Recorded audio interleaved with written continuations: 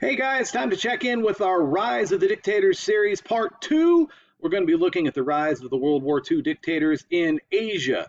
Now, in video 1, we checked out the rise of 3 individuals, the first being Francisco Franco of Spain, Benito Mussolini of Italy, and of course the big guy, Adolf Hitler of Germany. So now when we go on to this video, all you need, once again, are your cutouts of the people we'll be talking about. You have this version, or you have this version if you chose to use it. And this time we'll be using this half of the map that covers Asia, and you'll see there's only 2 people that we're going to be addressing in this one. The note section here and the note section here, okay? So let's get right into it, and the rise of the dictators, part 2, Asia.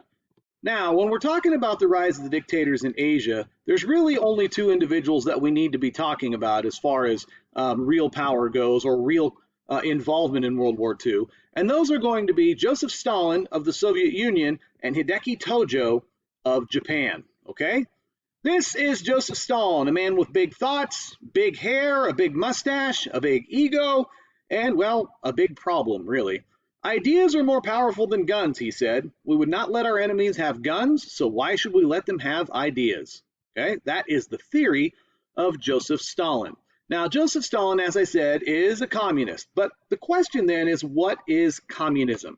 Communism is a system of government in which the state plans and controls the economy, and a single, often authoritarian party leader holds power, claiming to make progress toward a higher social order, claiming to make progress toward that, in which all goods are equally shared by the people. Now, the reason I say claiming is because it never works out that way.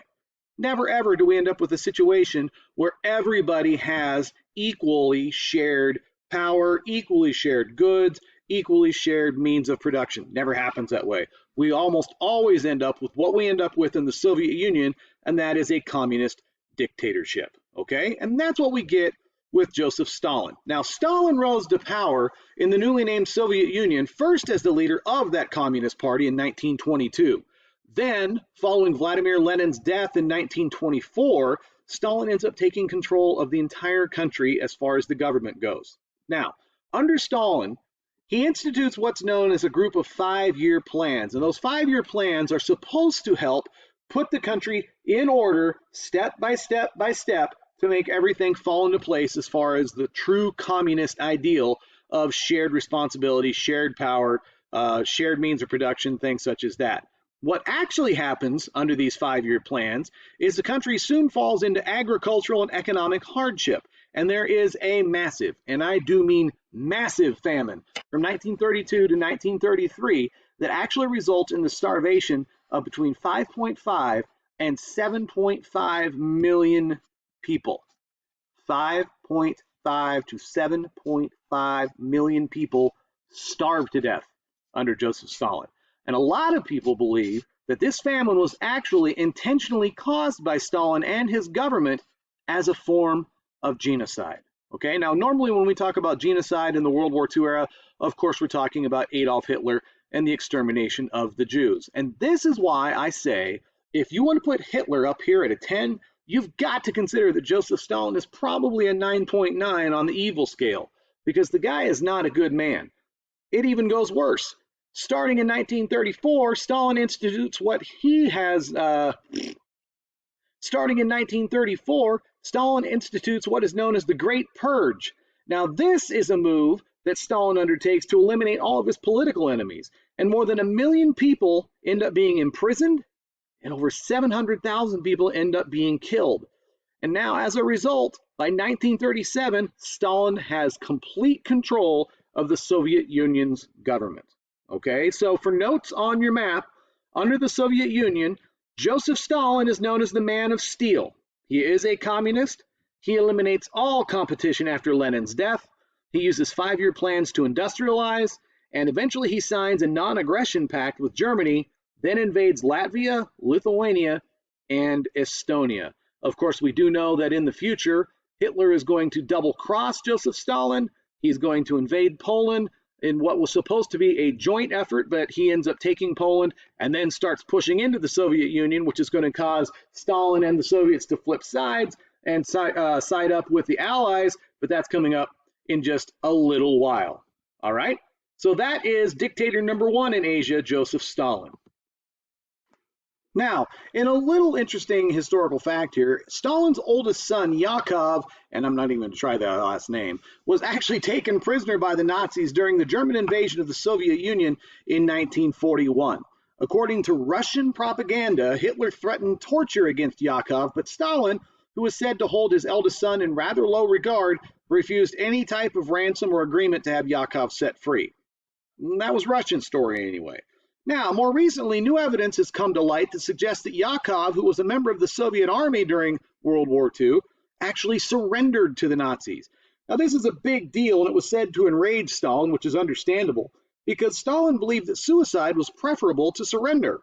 It was later learned that Yakov was openly anti-Semitic, despite the fact that his own wife was ethnically Jewish, so it kind of lends some reason as to why he might surrender to the Nazis, since they also had such an anti-Semitic stance.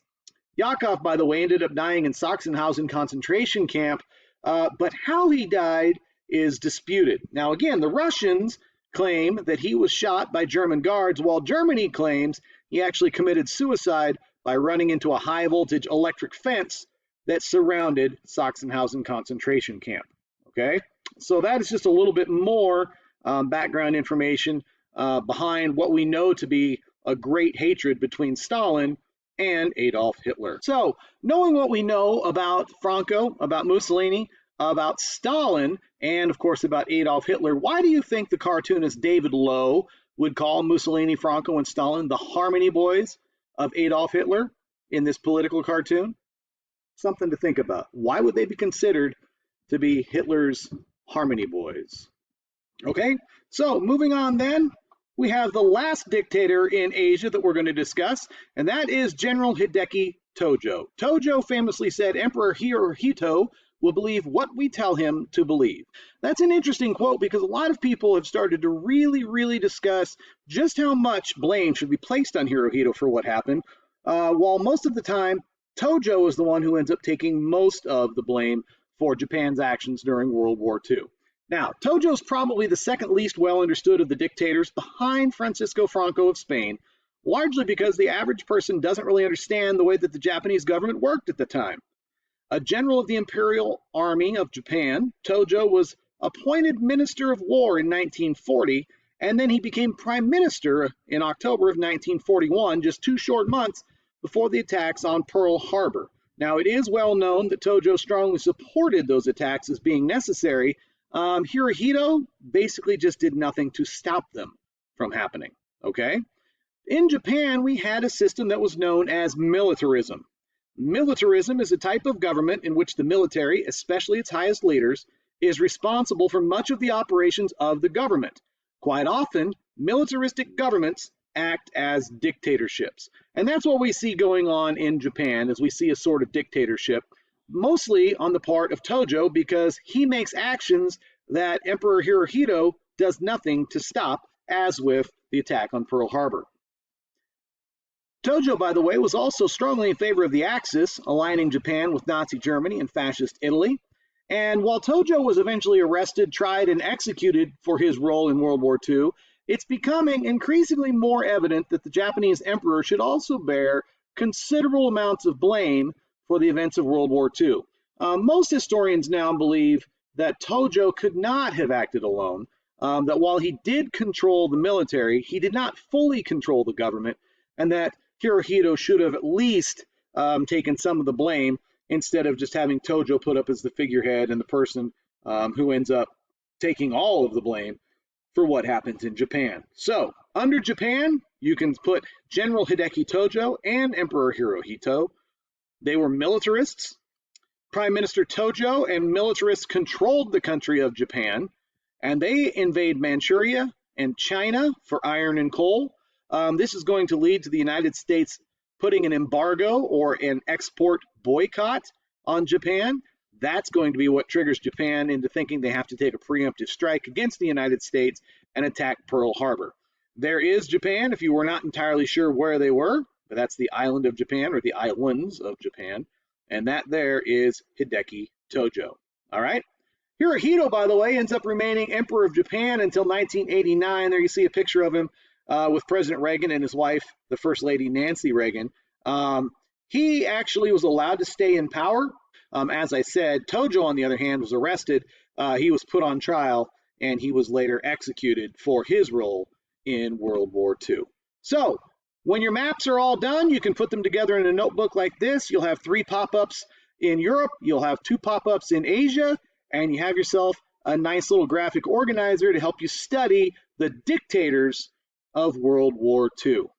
Coming up next in our little video series, we're going to have the rise of the Allies. We are, of course, going to start in the United States. We will also be talking about the Allied leaders of Great Britain and of France. So, get this graphic organizer done, take a picture of it, send it to me, and we will see you next time when we start talking about the rise of the Allies during World War II.